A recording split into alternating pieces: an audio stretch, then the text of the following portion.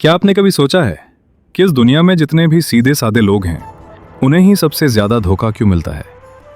क्यों वो जो दिल से ईमानदार है, हर किसी पर भरोसा कर लेते हैं, अक्सर सबसे बड़ी ठोकर खाते हैं?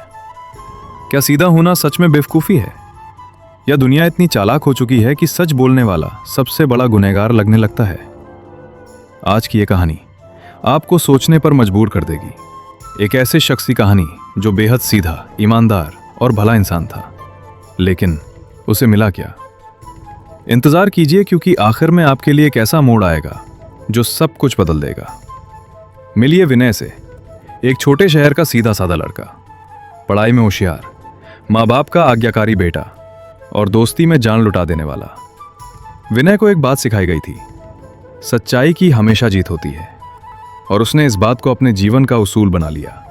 कॉलेज में विनय हमेशा अपने दोस्तों की मदद करता, खुद कम नंबर पाता लेकिन दूसरों को पास करवा देता। लेकिन वो दोस्त जो उससे नोट्स मांगते थे, कभी उसका नाम तक नहीं लेते थे। पढ़ाई पूरी होने के बाद सब अपनी दुनिया में व्यस्त हो गए। विनय वहीं खड़ा रहा, अकेला। लेकिन ये तो सिर्फ शुरुआत थी। विनय का असली इम्तिहान तो अभी बाकी था। कॉलेज के बाद विनय को एक जॉब मिली, एक छोटी सी कंपनी में। वो हर नियम का पालन करता, ईमानदारी से काम करता, ओवरटाइम भी बिना किसी शिकायत के। लेकिन उसकी ईमानदारी वहां भी किसी को पसंद नहीं आई। उसके सहकर्मी उसे बॉस का चमचा कहने लगे, और बॉस वो उसी की रिपोर्ट से खुद का प्रमोशन करवा गया और विनय को नौकरी से निकाल दिया। विनय टूट गया। उसे समझ नहीं आ रहा था कि उसका कसूर क्या था। क्या इस दुनिया में सच बोलने वाला ही हमेशा ठगा जाएगा?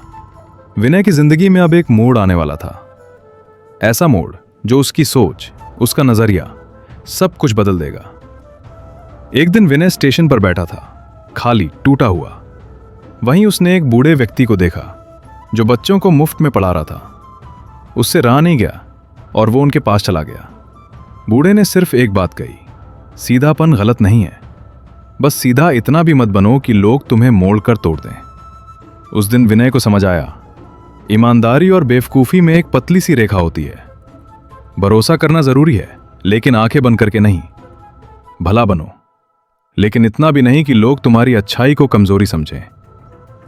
विनय ने खुद को बदला। अब वो अपने सिद्धांतों पर टिका रहा, लेकिन चतुराई के साथ।